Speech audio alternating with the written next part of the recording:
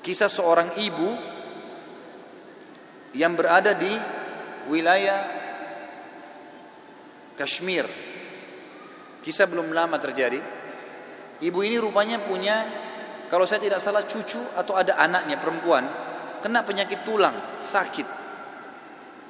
Ibu ini selalu berdoa kepada Allah SWT sambil beristighfar, karena dia sudah bawa ke dokter di sekitar rumah situ, di sekitar kampungnya tidak ada, gitu kan?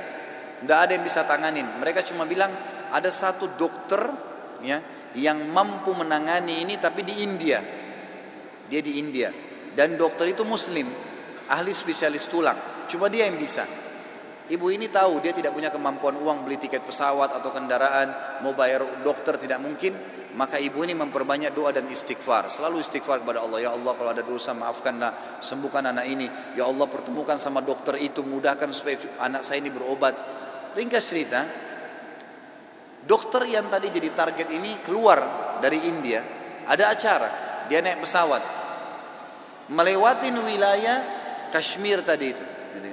Tiba-tiba pilotnya bilang, pesawat ini badai, lagi hujan deras, tidak bisa pesawat lanjut nih, harus turun di wilayah itu. Turunlah pesawat itu.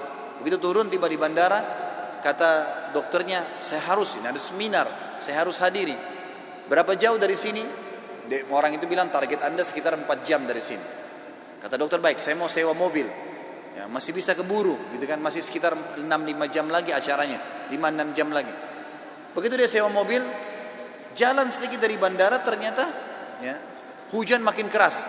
Kata supirnya, nggak bisa kita jalan. Kalau jalan ini paksa ini bisa kita dihancurin oleh badai. Kata dokternya, baiklah kita istirahat. Mampir di pinggir, mampir ke sebuah rumah. Rumah itu rumah tua, rumah kayu. Lalu tabibnya ini, dokternya ini naik ke rumah itu, berteduh, ketuk-ketuk, ucapin salam, dijawab waalaikumsalam. Keluarlah seorang ibu. Lalu kemudian dokter ini bilang, maaf, kami ini musafir, hujan lebat, bisa berteduh di sini? Kata ibunya, silahkan. Lalu ibunya itu mengambilkan minuman, dihidangkan minuman.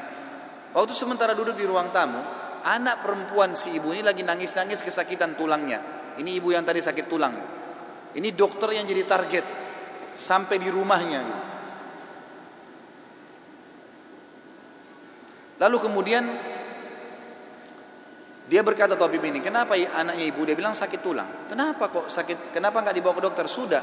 Tapi kata dokter semua tidak bisa sembuh. Dan dokter yang bisa tangani cuma seorang dokter di India namanya Fulan. Disebutkan namanya dokter ini.